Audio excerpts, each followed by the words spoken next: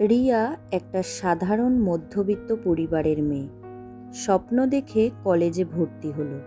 সেখানেই পরিচয় অর্ণবের সঙ্গে। অর্ণব ছিল স্মার্ট, বন্ধুবান্ধবদের ভিড়ে আলাদা। প্রথমে হালকা কথা, তারপর নিয়মিত আড্ডা। একদিন অর্ণব বলল, রিয়া, আমি তোকে ছাড়া কিছুই ভাবতে পারি না। রিয়ার বুক ধকধক করল। প্রথম প্রেমের নেশায় ভেসে গেল। কয়েক মাসের মধ্যেই ওরা লুকিয়ে লিভ ইন রিলেশনে চলে গেল। শুরুর দিনগুলো ছিল আনন্দে ভরা, একসাথে রান্না, সিনেমা, ভবিষ্যতের স্বপ্ন। কিন্তু ভাগ্য লিখেছিল অন্য কিছু। রিয়া জানতে পারল সে গর্ভবতী। চোখে জল নিয়ে খবরটা জানালো অর্ণবকে। অর্ণব রেগে উঠল। এখন বাচ্চা, আমি দায় নেব না, গর্ভপাত কর। রিয়া কেঁদে বলল, না অর্ণব, এ আমাদের ভালোবাসার প্রতীক। কিন্তু অর্ণব ঠান্ডা গলায় বলল, আমার কেরিয়ার নষ্ট করিস না, আমি তোর সঙ্গে থাকবো না। অর্ণব রিয়াকে একা ফেলে চলে গেল। গর্ভবতী অবস্থায় রিয়া বাড়ি ফিরল। বাবা মা শিউরে উঠলেন, তুই আমাদের মুখ পুড়ালি, আমরা তোকে গ্রহণ করতে পারবো না। রিয়া কাকুতি মিনতি করল, কিন্তু পরিবারের চোখে সে বোঝা হয়ে গেল। অবশেষে তাকে ঘর থেকে বের করে দেওয়া হলো। রিয়া ঘুরে বেড়াতে লাগলো রাস্তায় রাস্তায়। কখনো ফুটপাতে বসে থাকে, কখনো পার্কের বেঞ্চে রাত কাটায়। লোকজন পাশ কাটিয়ে যায়, কেউ দয়া দেখায় না। পেটের ভেতরে শিশুটি নড়ে ওঠে। রিয়া বুকের ভেতর শক্ত করে ধরে রাখে। অনেক দিন শুধু এক গ্লাস জল খেয়ে কাটে। রাতে কুকুর ঘেউ ঘেউ করলে ভয় পায়। একসময় ক্লান্ত হয়ে ভাবে, আমি কি ভুল করেছি ভালোবেসে? একদিন এক মহিলা কর্মী রিয়াকে অচেতন অবস্থায় খুঁজে পেল রাস্তায়। তারা তাকে হাসপাতালে ভর্তি করালো। এই এনজিওই রিয়ার পাশে দাঁড়ালো। রিয়া একটি কন্যা সন্তান প্রসব করল। শিশুটিকে দেখে রিয়ার চোখে আনন্দের অশ্রু। তুই আমার বাঁচার কারণ। রিয়া মেয়েকে বাঁচাতে ছোট কাজ নিল, কখনো রান্নার কাজ, কখনো চায়ের দোকানে। লোকজন তাচ্ছিল্য করত, ওই তো অবৈধ সন্তানের মা। কিন্তু রিয়া উত্তর দিত, আমার মেয়ে আমার গর্ব। রাতে মেয়েকে ঘুম পাড়িয়ে আবার বই খুলে বসত। শুরু করলো নতুন করে পড়াশোনা। বছরের পর বছর সংগ্রাম, অসংখ্য অপমান, দারিদ্র্য, বাধা সব পেরিয়ে রিয়া পরীক্ষায় বসল এবং অবশেষে জয়ী হল। পুলিশের চাকরি পেল রিয়া। ইউনিফর্ম পরে আয়নায় তাকিয়ে বলল, আজ আমি শুধু রিয়া নই, আমি একজন অফিসার, একজন মা। সকালে রিয়া থানায় বসে আছে। হঠাৎ দরজায় ঢুকলো এক তরুণী। চোখ লাল, গাল ভেজা অশ্রুতে। সে ভেঙে পড়ল রিয়ার সামনে। ম্যাডাম, আমার জীবন শেষ হয়ে গেছে, দয়া করে সাহায্য করুন। রিয়া নরম গলায় বলল, শান্ত হন, সব বলুন।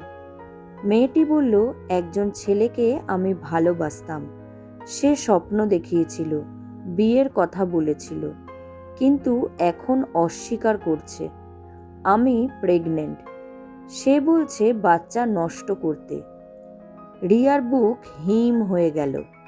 এ যেন তার নিজের অতীতের প্রতিধ্বনি। চুপ করে জিজ্ঞাসা করল, ছেলেটার নাম কি?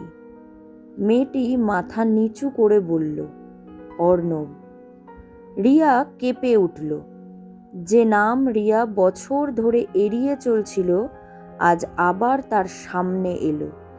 রিয়া অফিসার হয়ে কেস হাতে নিল। নিজের অনুভূতি চেপে রাখল। তদন্তে বের হলো, অর্ণব শুধু ওই মেয়েকেই নয়, আরও অনেককে প্রতারণা করেছে। একজনের টাকা নিয়ে উধাও, অন্যজনের জীবন ভেঙে দিয়েছে। কিছুদিন আগে মদ্যপ অবস্থায় গাড়ি চালিয়ে এক কলেজ ছাত্রীকে ধাক্কা দিয়েছে। মেয়েটি এখন হাসপাতালে মৃত্যুর সাথে লড়ছে। রিয়ার চোখে আর জল এলো না।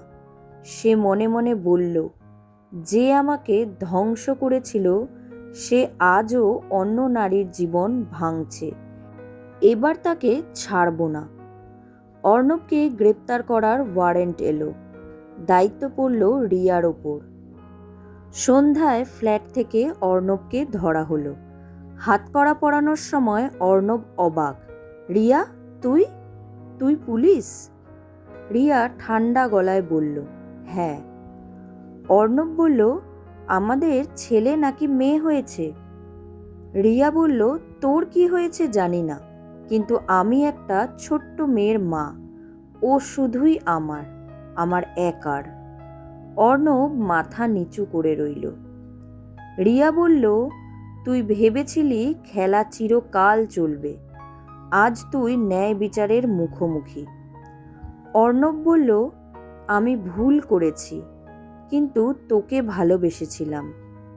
রিয়া উত্তর দিল, ভালোবাসা কখনো ধ্বংস করে না, ভালোবাসা বাঁচায়। তুই যা করেছিস সেটা স্বার্থ আর লোভ। অর্ণব চোখ নামিয়ে নিল। কোর্টে সাক্ষ্য প্রমাণ হাজির হলো। প্রতারিত মেয়েদের চোখের জল, হাসপাতালের রিপোর্ট, সব মিলে অর্ণব দোষী প্রমাণিত হলো। বিচারক রায় দিলেন, অর্ণব সেন অপরাধের জন্য 10 বছরের সশ্রম কারাদণ্ড। কোর্টরুমে করতালি উঠল। রিয়া বুক ভরে নিঃশ্বাস নিল। রিয়া বাড়ি ফিরল। তার ছোট্ট মেয়ে আঁকাআঁকি করছিল। মাকে দেখে দৌড়ে এসে জড়িয়ে ধরল। মা, আজ কেস শেষ হলো? রিয়া মাথায় হাত বুলিয়ে দিল, হ্যাঁ সোনা, আজ এক অপরাধী শাস্তি পেল।